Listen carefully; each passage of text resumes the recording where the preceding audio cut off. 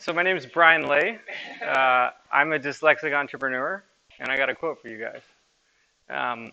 No prize fighter can go with high spirits into the strife if he has never been beaten black and blue. The only contestant who can confidently enter the lists is the man who has seen his own blood, who has felt his teeth rattle beneath his opponent's fists, who has been tripped and felt the full force of his adversary's charge, who has been downed in body but not in spirit, who as often as he falls, rises again with greater defiance than ever.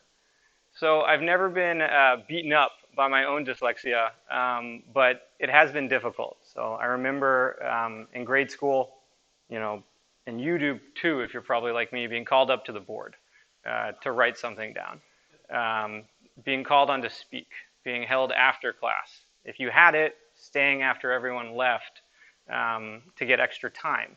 And I honestly would rather pitch my startup in front of 500 people than even read that quote in front of you guys here. But if you're like me, you've also been given a gift from dyslexia, and that's that dyslexia can be a struggle. But that struggle breeds persistence, and it plays a part in your entrepreneurial story. So my name is Brian again. I'm the CEO and co-founder of a company called AlphaRank. And today, we're a big data company that helps marketers understand their customer word-of-mouth networks. We're able to collaborate and learn from amazing companies like Zappos, American Express, and JP Morgan Chase. And people really care about what we're doing. But that was not always the case. In fact, for a very long time, nobody cared about what we're doing. And when we started, my entrepreneurial journey was me sort of head down, sitting in a rainy alley in Hong Kong. And I'd been in Hong Kong studying abroad, and it was the first time in my entire adult life I had free time. The classes were pass-fail, and so I decided I was just going to barely pass, and that opened up a lot of time. And while I was doing this, I started an event planning company, and so we would basically throw very elaborate parties. So we would buy costumes, people would then come, we'd give out the costumes in exchange for cash, and we'd have a good time. And on this particular day, I had a box of increasingly wet costumes in front of me, classic supply and demand problem. And I sat there and I started thinking about a question that's led me to standing right here today, which is, how could I accurately predict to 100% accuracy the number of people that would attend a party? As it turns out, that's a rabbit hole, and it's very difficult. But from it, I grew passionately curious about human networks and the dynamics of decision making, right? Why do people go to a new restaurant? Why do people see a movie?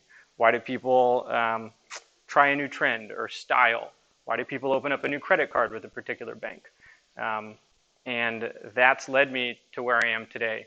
But I could have and probably should have stopped several times along the way. So when I first met my co-founder about 5 years ago, 4 maybe, we built kind of a Kickstarter, but for anything. So you could gather people online, you could fund the purchase of an item, and then we raffle it off. We thought it was a great idea. The US government thought it was terribly illegal. They won, and we shut it down. And then after that, we could have quit, and we probably should have, but we rolled what we learned about human dynamics and interest into sort of a Kickstarter for parties. And there's actually now a very successful company called CrowdTilt that still does it, but it's a two-sided marketplace, and we couldn't figure out how to get it going and get enough people to use it for it to be sustainable. And so we shut that down, and we probably should have stopped there. But instead, we took everything we learned, and we rolled it into building software for nightclubs and bars.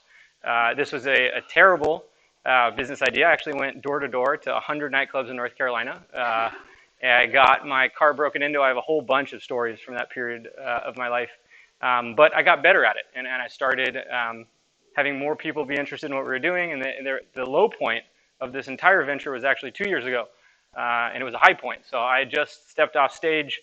I was really excited. I'd been brought to like the biggest startup competition in North Carolina, and someone had offered to put $100,000 into the company, and I had turned it down. I didn't like the terms. In the next 3 months, I proceeded to run out of money and almost have the entire company crumble. Our data scientist was about to be shipped off to China to work for them instead of us. But it was in this incredibly low point, and during this very much of a struggle, that we looked at what we had built and we saw something interesting. So we'd built in essence, a very cool nightclub app that had some advanced features, but it basically just let people buy their cover in advance, right? Buy tickets in advance. But in that, we blended in a piece of technology from the world of epidemiology that looked at the order and sequence in which people decide to go to an event. So if one person goes and then a bunch of other people decide after that purchase is made, we tag this person as highly influential so we can send the next message to them to sell more tickets.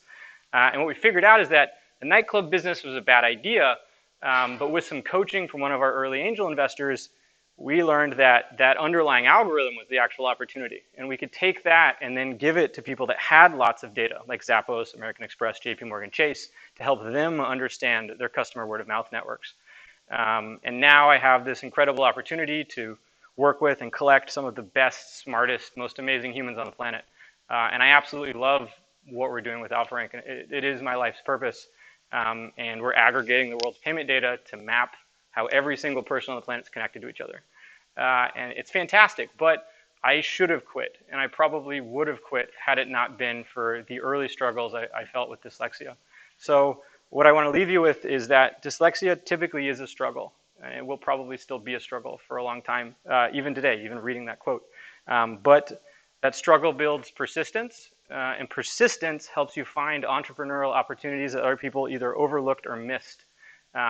So next time you're feeling a little black and blue or beat up, recognize that those bruises will heal, and anytime you sort of feel fear flashing, lean into it, go read a quote in front of a bunch of people, and you're going to get courage points that you can cash in to wonderful life experiences in the future. So I'm really grateful to connect with you all here. Please continue to spread DIN out through your networks, and I look forward to connecting you guys one-on-one. So thank you for your time.